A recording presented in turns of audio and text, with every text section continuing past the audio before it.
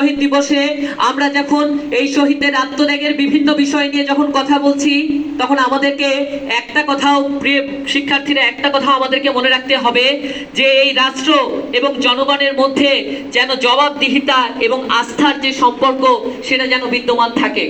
তোমরা শিক্ষার্থী, তোমাদের একটা স্বপ্ন আছে, তোমরা ভবিষ্যৎ বাংলাদেশকে নিয়ে তোমরা চিন্তা করো, তোমাদের মাথায় এক ধরনের ভাবনা আছে যে আমাদের ভবিষ্যৎ প্রজন্ম যারা আসবে তারা যেন এইরকম সুন্দর একটা দেশ তারা উপহার পায়।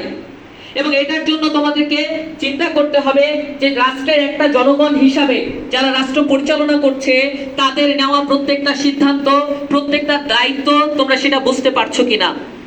তোমরা এই বিষয়টা নিশ্চিত করতে হবে, তোমাদের এই বিষয়টা সম্পর্কে আরো বেশি ধারণা রাখতে হবে, যাতে করে রাষ্ট্রের একটা নাগরিক হিসাবে যে যে সুযোগ সুবিধা তোমাদের পাওয়ার কথা সেগুলো তোমরা ঠিকমতো পাচ্ছ কিনা।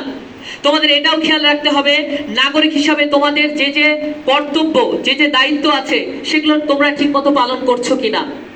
সব মিলিয়ে একটা সুন্দর আস্থার সম্পর্ক রাষ্ট্র পরিচালনায় যারা আছে তাদের সাথে তোমার প্রিয় শিক্ষার্থী তোমাদের সেটা গড়ে উঠেছে কিনা, এই বিষয়গুলো আমাদেরকে খেয়াল রাখতে হবে।